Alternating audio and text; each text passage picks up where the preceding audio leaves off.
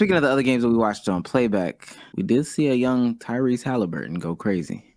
He did go pretty nuts. Watched him play Philadelphia in season game. 33, a block, 2 steals, 15 assists on a remarkable 80% from the free throw line, 58% from 3, and 61% from the field. Probably got to stop slandering him. There's been a lot of conversation on the timeline, though, about winner lost the trade. And I think that's a lot of cope. Yeah. I think it's a lot of cope from a lot of people. I want to put this to bed. We'll just go one down the line. Bezos and then Damo and then Sage. Bezos, do you think there was a winner, a loser of this trade, or do you think this just was a dead even trade? I'm gonna be honest with you. As good as Tyrese has been, I just like the fact that the Kings made a decision with that pick, with that trade, excuse me. So going all in on the De'Aaron Fox era with Sabonis, I still think is a good decision for the next couple of years. Now, is it gonna pan into anything? I still don't think so. So maybe 7 years after, when the Kings haven't won anything and Tyrese is still balling, we can look back and say, hey, they probably should have kept Tyrese in that regard. But I'm still not too mad at the trade. Like the Kings needed some winning in their fucking franchise, dog. The same way I feel about the Knicks and what they've been doing over the last couple of years. Sometimes you just need a couple winning seasons under your belt, dog. So okay, Damo. What was the question?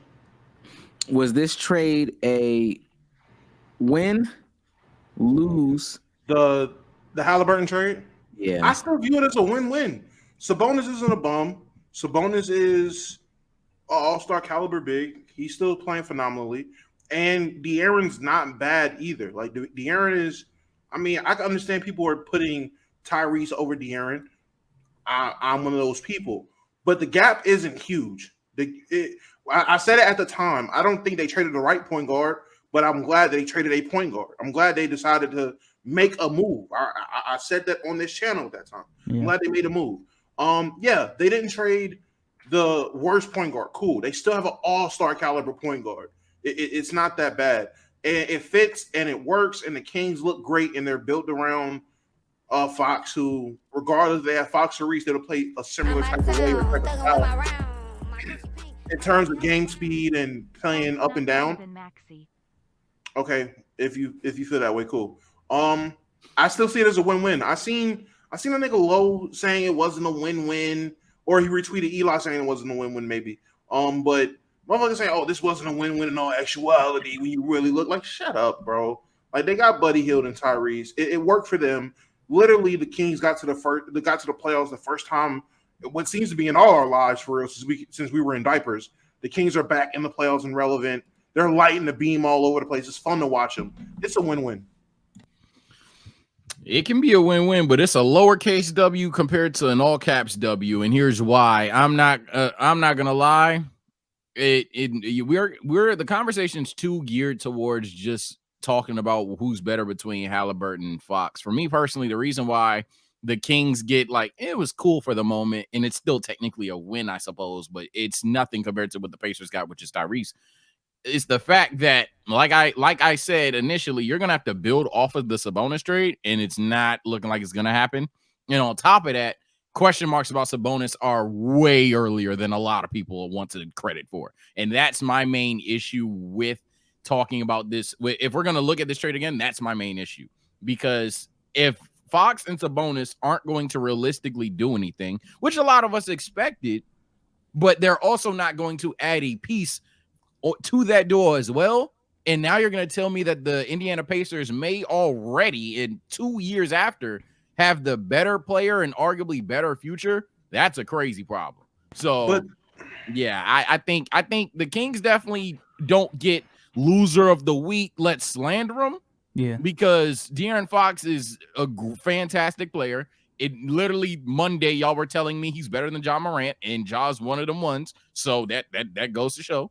And Sabonis is still, for the most part, an all-star forward.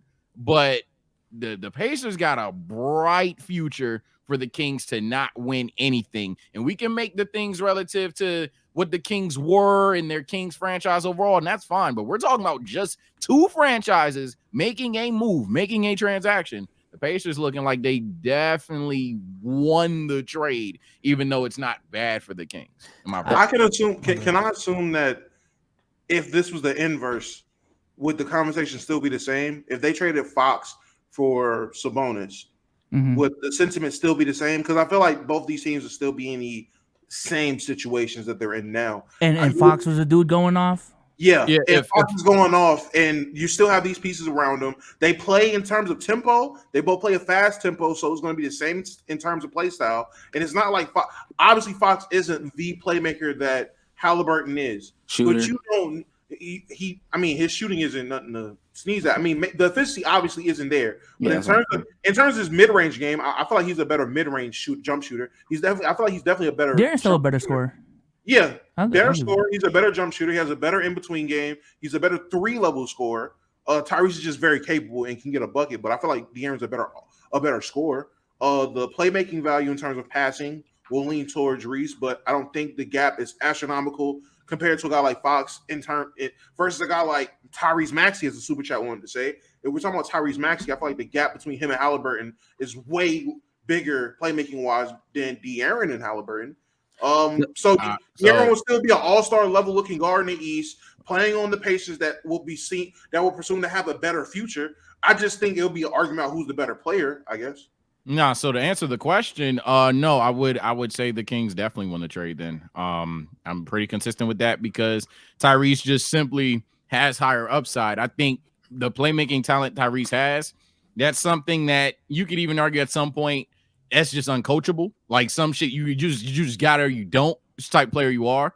And with Fox, he's a better scorer at the moment. And I'm not going to act like Fox is fucking 30. He's a young point guard as well. But if you're telling me that I have to bet on the future of, hey, can Tyrese Haliburton get to a level of a scorer that De'Aaron Fox is, or De'Aaron Fox can get to a level of a passer that Tyrese is, you know the answer. So at that point in time, I'm like, okay, Tyrese may even enhance what the Kings have going on right now. A lot of people, we need to talk about that as well. If a better playmaker is on the Kings, and the Kings had a fantastic year, let's not get it twisted. Literally, statistically greatest offense of all time or some shit. Like fantastic. But if I'm talking long term, because we're talking about the trade years after, so we're talking about a conversation long term, not immediate results. I definitely saying, oh yeah, if they had traded Fox and Fox was going off, but Tyrese still looked the exact same way, hell yeah, I'm definitely saying the Kings won the trade. But you got to go ahead. I think the only reason why I would have the Kings as won the trade is because they ended up getting a top 3 big in the league. That's the only way I could say that. You end up with a guy, who's in those conversations of upper echelon big men. You know what I'm saying? To pair with a still all-star caliber guard. You said, is he? I might be semantic saying it, but no, I mean, who would you have as like in the big position that's better than him? AD Jokic. I'm gonna stop you right there, buddy. Can't be AD. No, it can't be AD. I just saw AD score 9 points against this guy. It can't be AD. It can't be that fraud. It can't be that guy. It can't be that guy. It can't be that guy. 9 points, 9 rebounds. It can be all those other guys. I just know it can't be AD. Is that fair to say? Hey, if you want to overreact, you can overreact. It wasn't too long ago when you were telling. Wait, hold on. It wasn't too long ago, like literally 3 pods ago, when you were sitting up here telling me AD should be All NBA first team over Jason Tatum. 3 pods ago. So. That's because I'm biased against Jason Tatum, but I'm speaking the truth when I say this. I saw the game last night, man. 68% from the field for Sabonis. 29, 16, 7, 3 steals, a block. Then I saw Anthony Davis. Hey, me and Sage did talk about it on Bleacher Report. Them AD stinkers be stinking. So it's just a stinker. It's a stinker. It's not who AD is on an average basis. But you know it's crazy because we talked about like, why don't we hold Kawhi accountable? We got the opportunity, man. Let's hold some of these players accountable. Anthony Davis. No? I mean, no. Everyone holds AD accountable. Everybody has their tweets in the drafts ready to cook the AD whenever he has a bad game, but he'll drop 33 straight nights or 20 and 20 or 8 blocks, and they ain't gonna talk about it. That nigga, maybe this the Laker fan in me. I'm pretty sure it's not. Is he not the guy right now to hate? Is he not the guy? Yeah, is he not the guy to make James Harden? James Harden? Yes, that's probably the closest player. I think it's more AD. Tripping. I think No, it's more you're AD. tripping, right? Am I tripping? Yes. I guess the amount of NBA videos I saw when they went 0-5, dog. Yes, I sort of got to have 8 options to choose from. God, yeah, he is up next in this conversation. No. Hard. I am not acting like it's AD. James Harden. No, I think it's literally one or the other. No, it's James Harden. Okay. Hey, I'm gonna tell you something. It's James Harden, probably like Russell Westbrook, Jordan Poole. Nah. No, it's on Draymond right now. Draymond. It's a couple niggas. Okay, well now we're just talking about the guy that's recently in the media. Then no, people hate Draymond, Sage. Like a lot of people hate Draymond. Yes. I was gonna say, Sage, in terms of Lakers / LeBron fans. Yes, I would say AD is being scapegoated, or people just are quick to blame AD.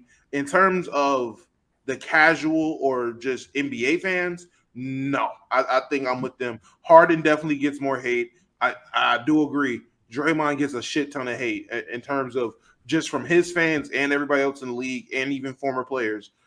Draymond gets a ton of hate.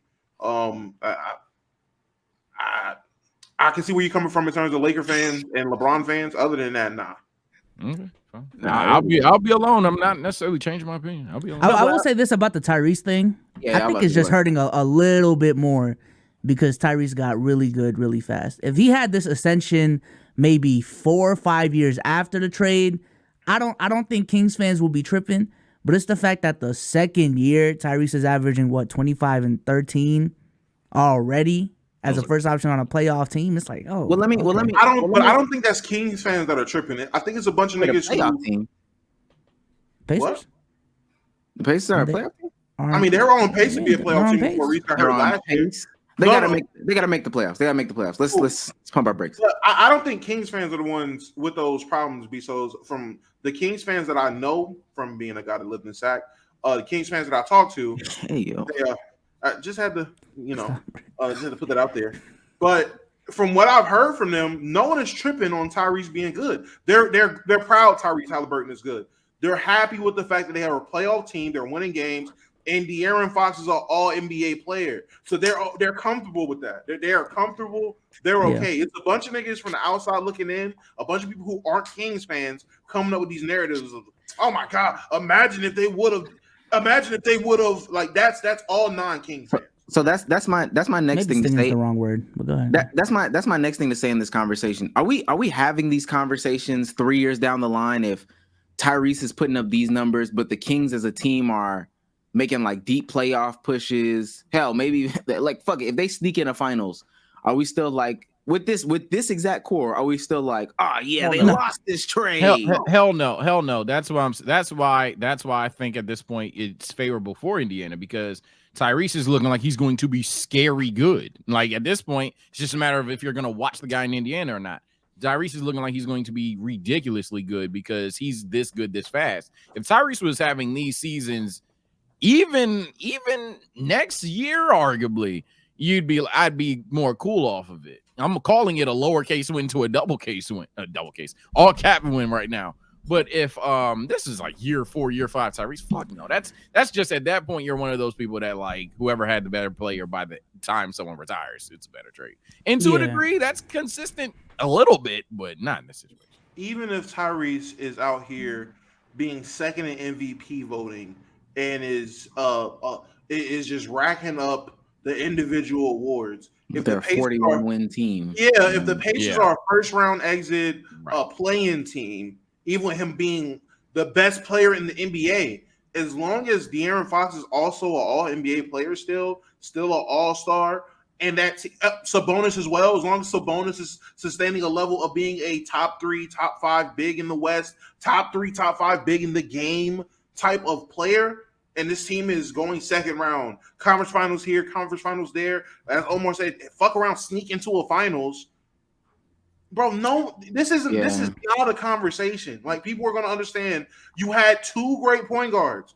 You traded one. It was a coin flip on who you trade because I believe with how they run their offense with Sabonis, if they keep Halliburton's not giving you 12, 13 assists a game. Sabonis is averaging 7, 8 assists playing alongside De'Aaron, and De'Aaron's averaging 6 assists. So they're playmaking in the tandem versus playmaking just being from one guy. You put De'Aaron on the Pacers in this game, and he's just told to be the point guard.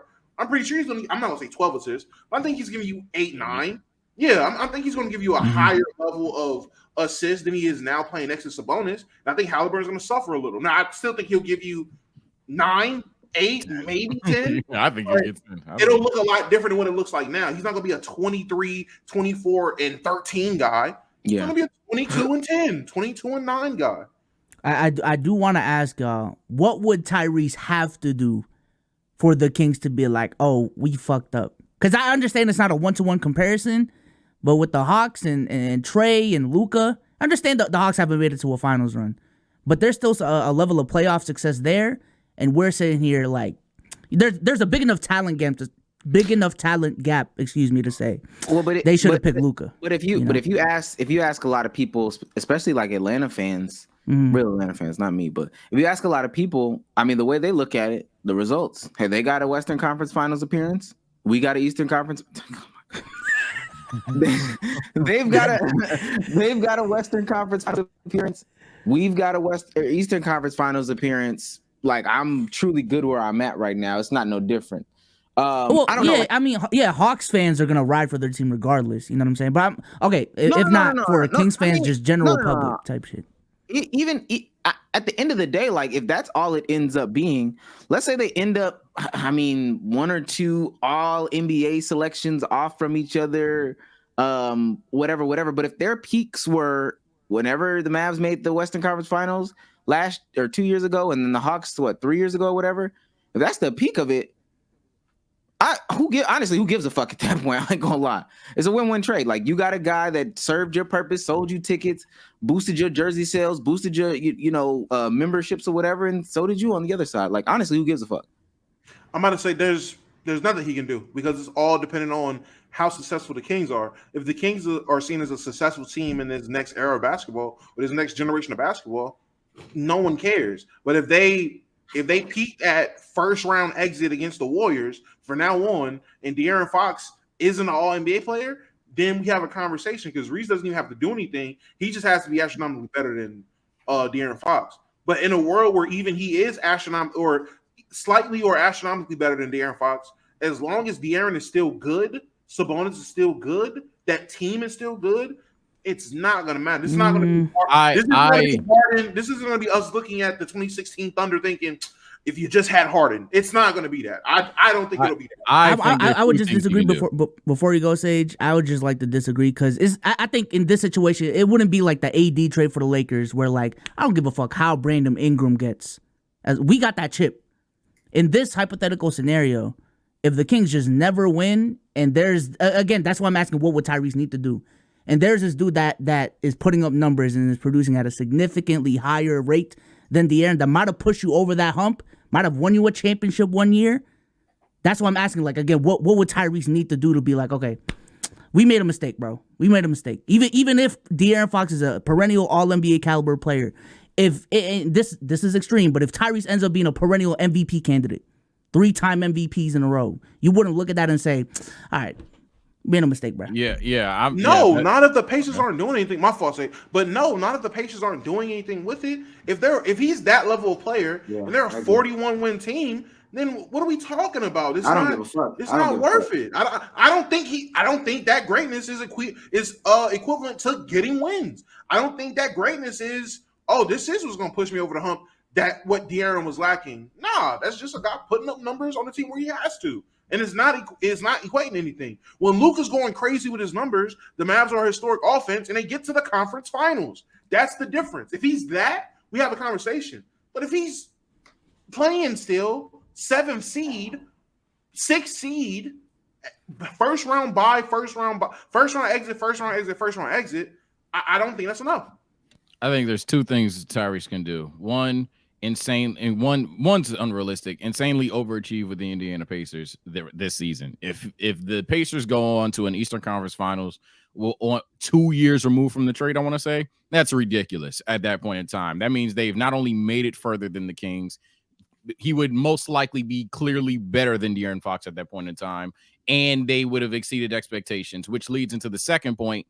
If Tyrese is so much better than De'Aaron Fox, not necessarily even if he doesn't have success, I disagree with Omar and Damo there, but if you look at Tyrese Haliburton and you look at the roster you have currently, and you literally go, if we swapped them, we'd win a chip, then you fucked up. At that point, you 100% fucked up. No offense, I don't see how y'all disagree with that. If Tyrese gets to a level where you look at your roster top to bottom and you're like, damn, Tyrese just fits this core and makes us go from first round, maybe second round to finals minimum. If that ever happens, they lost without a shadow of a doubt. And I'm not saying that you like that's not a possibility in this world. One, Yeah, I just extremes, don't. I bro. don't. Yeah, Yeah, but it's I would say I don't ultimately see that. And then two, that's where we get into this like super rabbit holey. Oh man, like what would Tyrese Halliburton's development look like? Because we just talked about it. Is Tyrese Halliburton the same Tyrese Halliburton playing with Domantas Sabonis? Probably not. So we get into this game of you know. Hindsight is 2020, or what ifs, or what's the past, or whatever the case may be. I mean, from 2006 to 2023, the Kings didn't see a playoff, berth at all. They traded him, and I'm not saying this is the direct cause, but they traded him for Sabonis, and they see a playoff berth. Yeah. Hey, man, at the end of the day, 16 seasons, without sniffing the playoffs, and you make it. These are wins. These are wins. We can build from there and never look back. If you let go of a guy who, hey, there's a world, somebody could come up and argue, but Tyrese could have got us to the finals. Hey, man, that's perfectly fine. We just didn't go down that path, and we'll just never know. It's possible. It's also possible we could have went 16 more seasons without sniffing the playoffs. Right. The Kings are that franchise that notoriously, since Tyreek and Boogie by most fans, fucked up the draft a lot. All I'm saying, and I'll let someone else have last word, all I'm saying is if Tyrese were to become that extremely great, and I hope he does. I like more stars in the league. But if he does get that great, that's just another name in the Kings video that's going to be talked about. And it's literally going to go, I can see the formatting of it. The Kings drafted X player, Y player, Z player, X player, Y player, Z player. They finally got a good stretch of draft picks, but then they traded arguably the best player in their franchise history, ... So I don't think that video hits the same because they broke the playoff curse. Yeah. Fair enough to a certain degree.